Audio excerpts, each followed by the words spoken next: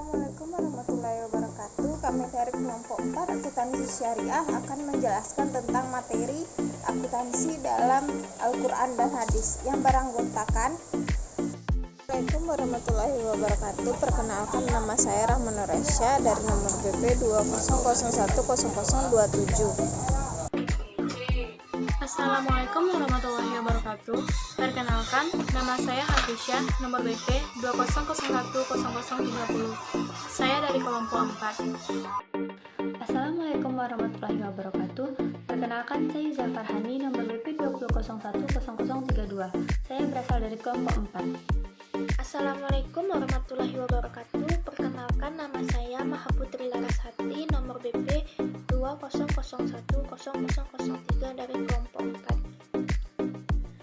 Assalamualaikum warahmatullahi wabarakatuh. Perkenalkan, nama saya Anggi Guritno Wulandi, BP 20010007. Assalamualaikum warahmatullahi wabarakatuh. Perkenalkan, saya Yulianti, nomor BP 20010029. Assalamualaikum warahmatullahi wabarakatuh. Perkenalkan, nama saya Hari Perdana Takwa, nomor BP 20010053. Assalamualaikum warahmatullahi wabarakatuh. Perkenalkan, nama saya Rizky Fauzi, nomor BP 20010002. Saya ingin menjelaskan tentang akuntansi dalam Al-Quran dan Hadis. Yang pertama, dalam surat Al-Baqarah ayat 282. Apabila kamu melakukan utang piutang untuk waktu yang ditentukan, hendaklah kamu menuliskannya, dan janganlah kamu bosan menuliskannya untuk batas waktunya, baik utang itu kecil maupun besar. Yang kedua, surat An-Nisa ayat 135. Wahai orang-orang beriman, jadilah kamu orang yang benar menegak keadilan, menjadi saksi karena Allah, biarpun terhadap dirimu sendiri atau ibu bapak dan kaum kerabatmu. Yang ketiga, surat An-Nisa ayat 58. Sungguh Allah menyuruhmu menyampaikan amanat kepada yang berhak menerimanya, dan apabila kamu menetapkan hukum di antara manusia, hendaknya kamu menetapkannya dengan adil. Sungguh Allah sebaik-baik yang memberi pengajaran kepadamu. Sungguh Allah Maha Pendengar dan Maha Melihat. Yang ketiga, surat An-Naml ayat 90. Sesungguhnya Allah menyuruh kamu berlaku adil dan berbuat kebajikan, memberi bantuan kepada kerabat, dan Dia melarang melakukan perbuatan keji, kemungkaran, dan permusuhan. Dia memberi pengajaran kepadamu agar kamu dapat mengambil pelajaran. Yang keempat, surat Al-Mutaffifin ayat 1-3. Celakalah bagi orang-orang yang curang, yaitu orang-orang yang apabila menerima takaran dari orang lain, mereka minta dicukupkan, dan apabila mereka menakar atau menimbang, mereka menguranginya. Yang kelima, surat An-Nisa ayat 29.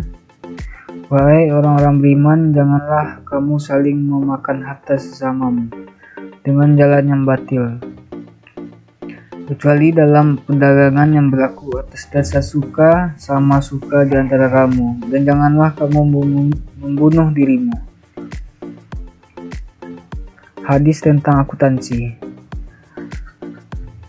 Menurut Ibnu Majah, Muhammad bin Marwan Al-Ijli berkata, telah menceritakan kepada kami Abdul Malik bin Anna billah dari bapaknya dari Abu Sa'id Al-Khudri, ia berkata, ketika dia membaca ayat ini, wahai orang-orang yang beriman,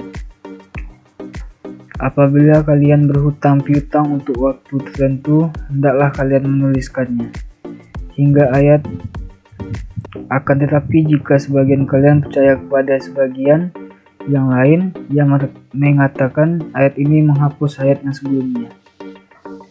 Dari Ibnu Mas'ud, sabdanya, Sesungguhnya kejujuran itu menunjukkan kepada kebaikan, dan sesungguhnya kebaikan itu menunjukkan ke surga, dan sesungguhnya seorang selalu berbuat jujur sehingga dicatatlah di sisi Allah sebagai seseorang yang jujur. Dan sesungguhnya dusta itu menunjukkan kepada kejahatan, dan sesungguhnya kejahatan itu menunjukkan kepada neraka. Dan sesungguhnya seseorang yang selalu berdusta maka dicatatlah di sisi Allah sebagai orang yang pendusta. Terima kasih. Baiklah, saya akan melanjutkan materi bagian pengertian akuntansi dalam Islam. Pengertian akuntansi dalam konsep Islam. Dalam istilah Islam yang menggunakan istilah Arab, akuntansi disebut sebagai muhasabah. Secara umum, muhasabah memiliki dua pengertian pokok, yaitu muhasabah dalam arti musya'alah atau perhitungan, dan muhasabah dengan arti munakasyah atau perdebatan. Proses musya'alah dapat diselesaikan secara individu atau dengan perantara orang lain, atau dapat pula melalui malaikat atau Allah sendiri pada hari kiamat nanti. Muhasabah dengan arti pembukuan atau pencatatan keuangan seperti yang diterapkan pada masa awal munculnya agama Islam. Juga diartikan dengan perhitungan modal pokok serta keuntungan dan kerugian. Muhasabah juga berarti pendataan dan pembukuan, serta semakna dengan muasalah, perdebatan, dan penentuan imbalan atau balasan seperti yang diterapkan dalam lembaga-lembaga negara, lembaga Baitul Ma'al, undang-undang wakaf, mudarabah, dan serikat-serikat kerja. Dari uraian di atas, dapat kita simpulkan bahwa pengertian akuntansi dalam agama Islam adalah: yang pertama, pembukuan keuangan; yang kedua, perhitungan dan perdebatan; keempat, pengimbalan.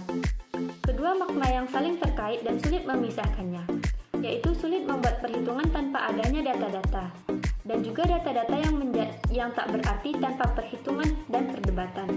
Sekian materi yang saya sampaikan, selanjutnya akan dijelaskan oleh teman saya. Baiklah, saya akan menjelaskan mengenai pengertian muhasabah dan hisab dalam Al-Quran.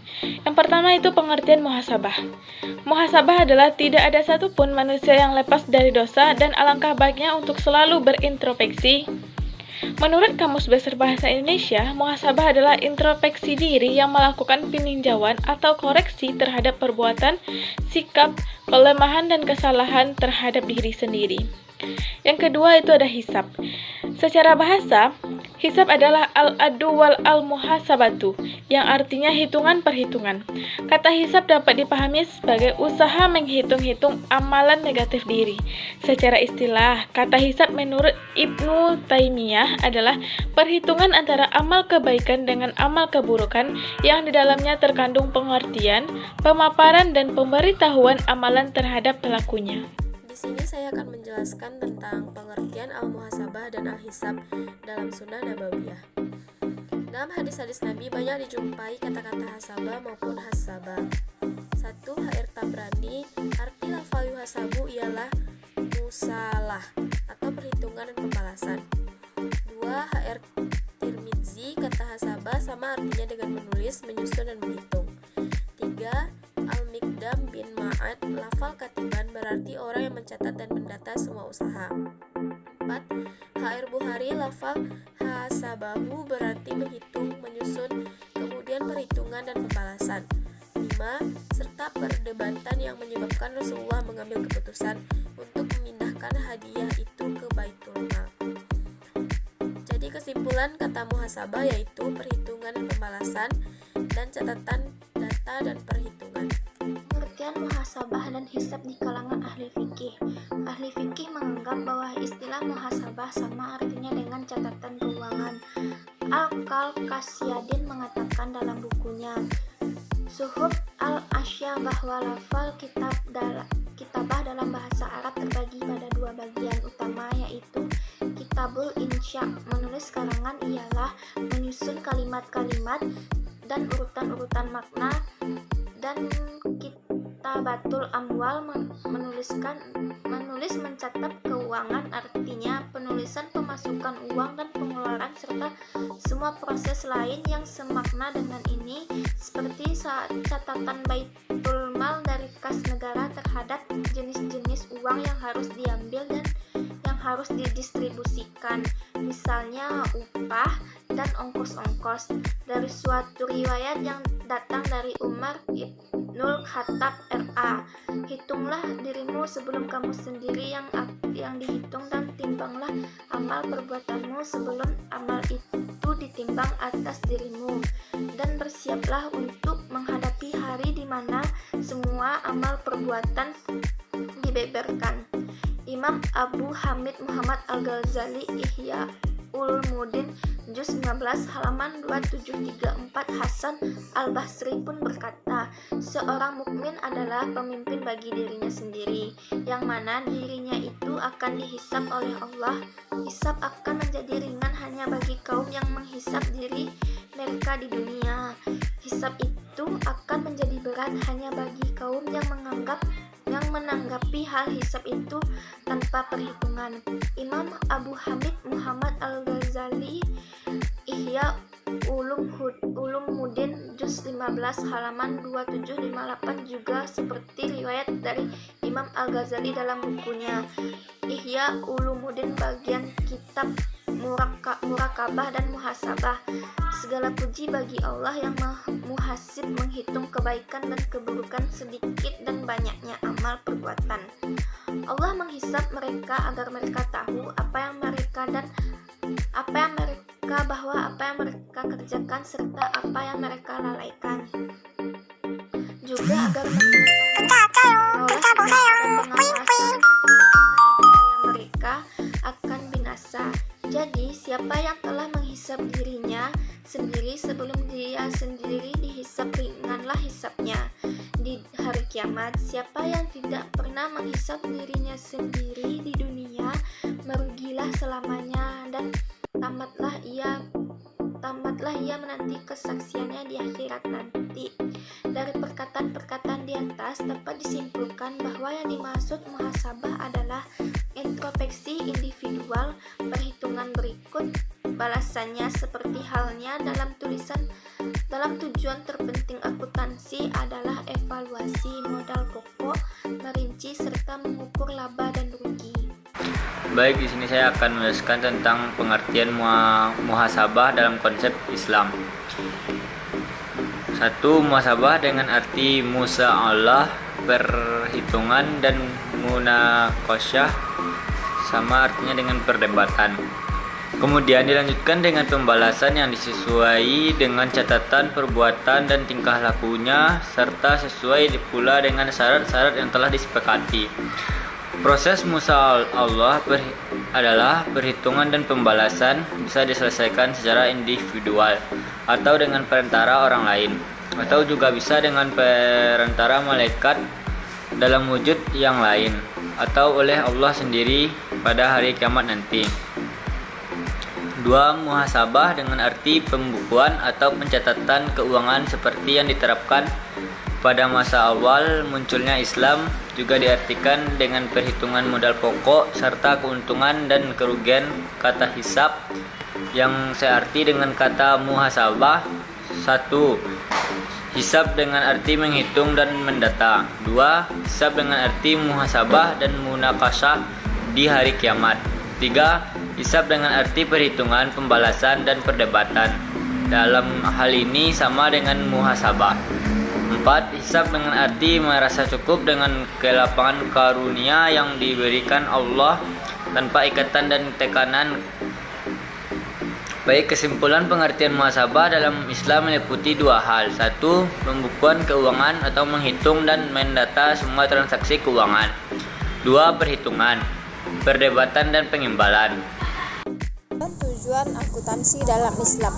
Yang pertama, hifzul amwal atau memelihara uang. Yang kedua, eksistensi alkitabah, pencatatan ketika ada perselisihan. Yang ketiga, dapat membantu dalam pengambilan keputusan. Yang keempat, menentukan hasil-hasil usaha yang dizakatkan. Yang kelima, menentukan dan menghitung hak-hak kawan yang berserikat. Yang keenam, menentukan imbalan, balasan, atau sanksi.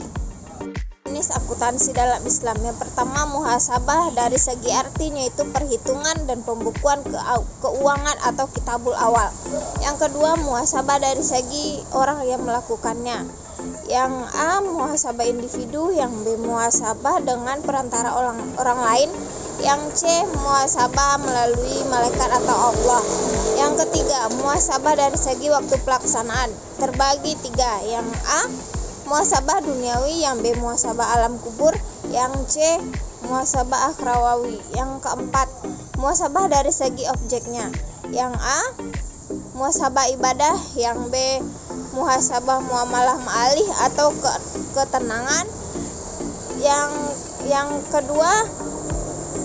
ketiga, muhasabah muamalah perusahaan atau firma.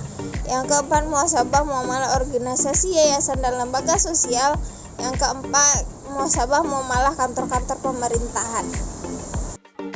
Baiklah, saya akan memberikan penjelasan mengenai materi yaitu inti dari konsep akuntansi Islam. Sifat-sifat spesifik akuntansi Islam yang pertama yaitu kaidah-kaidah dasar akuntansi Islam bersumber dari Al-Quran, Sunnah Nabawiyah, serta fikih para ulama. Oleh karena itu, kaidah ini mempunyai keistimewaan yaitu permanen dan objektif. Tidak akan berubah karena dasar kaidah berasal dari Allah dan sesuai untuk segala waktu dan kondisi. Yang kedua yaitu akuntansi Islam dilandasi kaidah akidah yang kuat, iman serta pengakuan bahwa Allah itu adalah Tuhan, Islam adalah agama, Muhammad adalah nabi dan rasul, dan juga percaya pada hari akhir. Yang ketiga yaitu akuntansi Islam berlandaskan pada akhlak yang baik. Yang keempat, dalam Islam, seorang akuntan dianggap bertanggung jawab di depan masyarakat dan umat Islam tentang seberapa jauh kesatuan ekonomi dipengaruhi hukum-hukum syariat Islam. Yang kelima, berdasarkan keistimewaan-keistimewaan yang bersifat akidah dan akhlak, akuntansi dalam Islam juga berkaitan dengan proses keuangan yang sah.